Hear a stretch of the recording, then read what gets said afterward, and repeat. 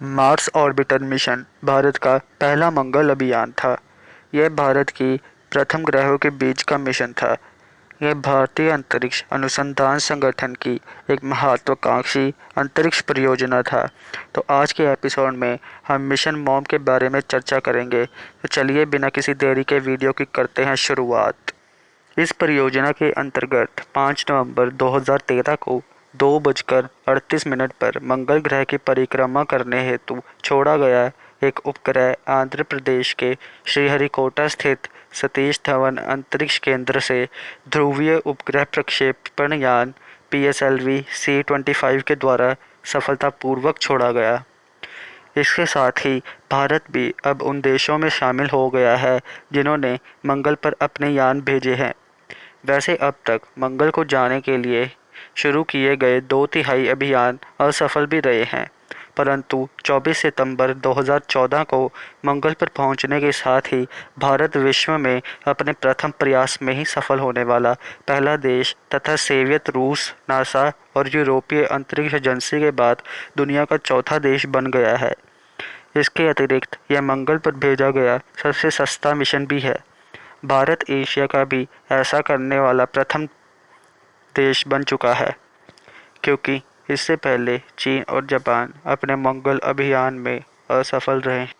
यह एक प्रौद्योगिकी प्रदर्शन परियोजना है जिसका लक्ष्य अंतर्ग्रहीय अंतरिक्ष मिशनों के लिए आवश्यक डिज़ाइन, नियोजन, प्रबंधन तथा क्रियान्वयन का विकास करना है। ऑर्बिटर अपने 5 उपग्रहों के साथ मंगल की परिक्रमा करता रहेगा तथा वैज्ञानिक उद्देश्य को प्राप्त करने के लिए आंकड़े व तस्वीरें पृथ्वी पर भेजेगा।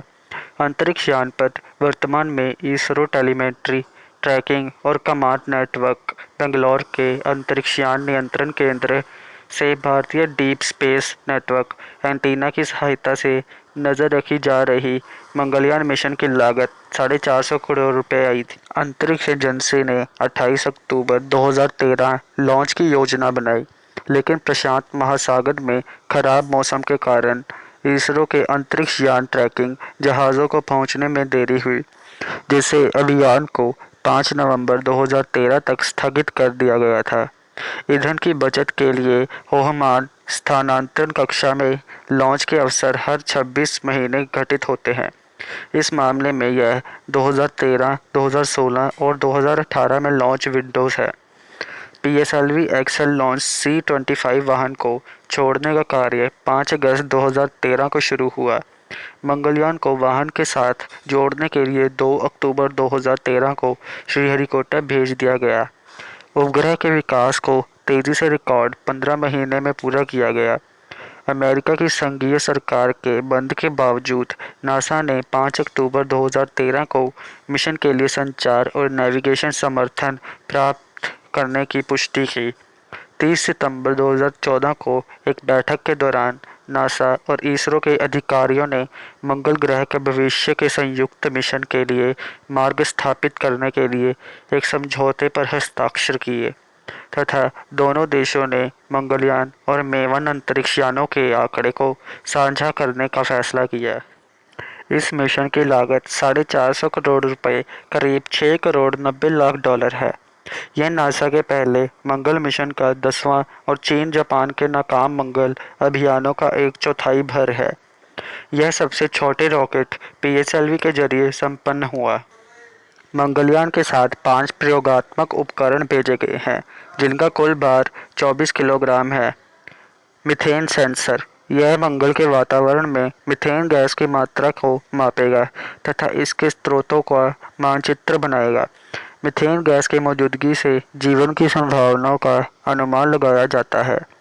थर्मल इंफ्रारेड स्पेक्ट्रोमीटर, यह मंगल की सतह का तापमान तथा उत्सर्जकता की माप करेगा, जिससे मंगल की सतह की संरचना तथा खनिज का मानचित्रण करने में सफलता मिलेगी। मार्स कलर कैमरा, यह दृश्य स्पेक्ट्रम में चित्र खींचेगा, जिससे अन्य उपकरणों के काम करने के लिए संदर्भ प्राप्त होगा। लमेन अल्फा फोटोमीटर, यह ऊपरी वातावरण में ड्यूटेरियम तथा हाइड्रोजन की मात्रा मापेगा। मंगल एक्सोस्फेरिक न्यूट्रल संरचना विश्लेषक, यह एक चतुर्ध्रुवी द्रव्यमान विश्लेषक है जो एक्सोस्फेयर में अन्वेषित कर्ण संरचना का विश्लेषण करने में सक्षम है। मार्स